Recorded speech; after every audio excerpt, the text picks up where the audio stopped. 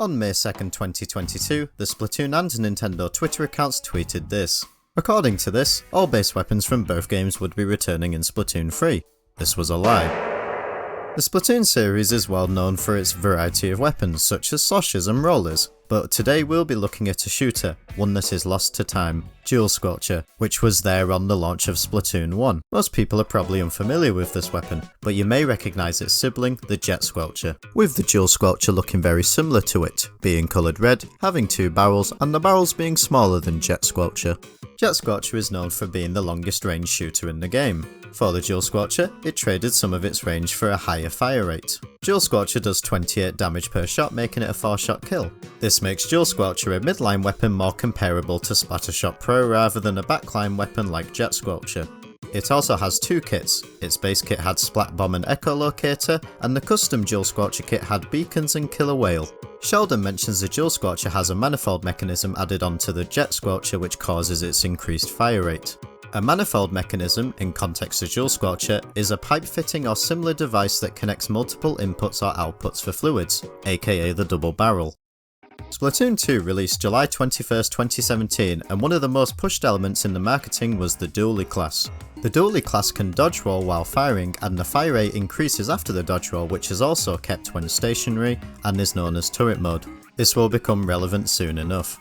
Dual Squelcher wasn't seen on launch. This wasn't alarming because a lot of the base weapons from Splatoon 1 were missing on Splatoon 2's launch. The devs hated Dual Squelcher, so while Splatoon 2 was being developed they went into the code and they snapped it in half, thus the Dualie Squelchers were born. On the 29th of July 2017, the Dualie Squelchers were released. As you can see, they resemble the Dual Squelcher very closely. The Dualie Squelchers are a slow-firing, longer-range dualie taking inspiration from its sibling the Jet Squelcher. The Squelchers are a 4-shot kill and have an assist-like playstyle like the Dual Squelcher as well. Most importantly though, when you dodge roll with the Dualie Squelchers they would attach together and become the Dual Squelcher. So what's all the fuss about? Well, it's the turret mode for the weapon, which means you can't move while using the Dual Squelcher besides very slightly. However, the accuracy is increased compared to the original. Dualie Squelchers got two kits in Splatoon 2. The base kit has point sensor and tensor missiles which resembles the Echolocator special from the Dual Squelcher's base kit. Missiles having global targeting like Echolocator means you can communicate with your team the positions of enemies, and the point sensor will detect enemies but in its radius. The custom Dualie Squelchers have Splat Bomb and Ink Storm. Dual Squelcher did also have Splat Bomb in its kit. Another thing about the Dualie Squelchers is that it physically makes no sense when using the Dual Squelcher form. The bottom of each dualie has this brick-like part and that's how they attach. It should actually look like this. Sheldon's dialogue about the Dualie Squelchers does not mention Dual Squelcher or the dualies becoming one when dodge rolling. The Dualie Squelchers are some of the most loved weapons in the franchise. Here's the crazy part, the Dual Squelcher was actually in the files, however they cut it. But why? I think it's because they believe it was too similar to Splattershot Pro. So, instead of getting rid of the weapon, the devs transformed it into the Dualie Squelchers, making them unique as well as being a longer range dualie option, which is such a creative and unique solution for both of these problems. Before the launch of Splatoon 3, there were a few announcements on the Nintendo and Splatoon Twitter accounts. Both Splatoon JP and Splatoon NA, along with the Nintendo accounts, said all base weapons are returning from the previous games, meaning Splatoon 1 and 2.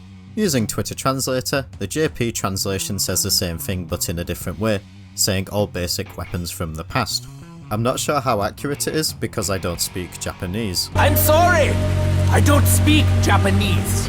However, there's not much of a wait for a weapon similar to Dual Squelcher to join the roster, but the Dualie Squelchers did return. On the 1st of December 2022, Chill Season 2022 released. This was the first season to add additional content to Splatoon 3, including brand new weapons, one of them being a shooter named Splattershot Nova. From the footage and the description given by Nintendo before its release, it resembled the Dual Squelcher pretty well. Was this its replacement? I would say no. They are alike in terms of playstyle, with them both being support weapons. They both even have the same codename in the files, but they function a bit differently from each other. First of all, the damage is lower for the Splattershot Nova, with it being a 5-shot kill. The reticle looks similar, but the accuracy feels worse than Dual Squelcher, and the fire rate is very similar if not the same. Does the Nova resemble the Dual Squelcher in its kits? Nova's base kit does somewhat. It has a sub-point sensor which you could say resembles the echolocator, however weaker, alongside the Killer Whale 5.1, which is a reworked Killer Whale from the custom Dual Squelcher. Its second kit, the Anarchy Nova, continues the enemy detection theme with the Ink Mine, but has a more aggressive special with Inkjet.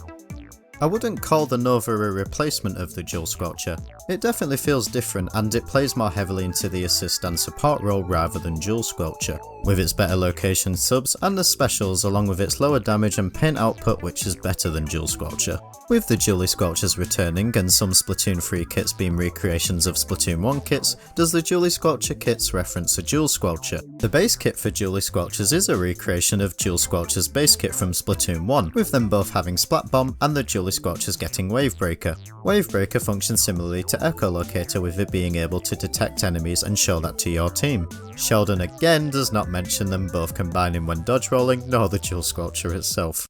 As for today, the weapon is mostly forgotten by the fanbase. This is because most of the player base did not play the first game, causing it to be unknown to a lot of players, the newer fans especially, along with it having a successor with the Dualie Squelchers replacing the Dual Squelcher, and them being fan favourites, causing Dual Squelcher to not get much recognition at all today. I was intrigued by this weapon because of how obscure it was, which made me create this video. Do I believe this weapon should return? Yes, it's a part of Splatoon's history and the devs really seem to care about the franchise's history in the third game. Splatoon 3, with all the references with kits, the returning plazas, the idol groups playing a prominent role alongside many references and callbacks in its world, it would make perfect sense to bring this lost weapon back. Although I disagree with them not bringing it back, it still technically is there with the Dualie Squelchers and somewhat the Splattershot Nova. I managed to play the Dual Squelcher before the servers shut down in Splatoon 1, and it was very fun to play with. I think it has a place with both the Splattershot Nova and the Dualie Squelchers. It's different enough from them to justify it coming back. I hope it does return one day. Thank you for watching.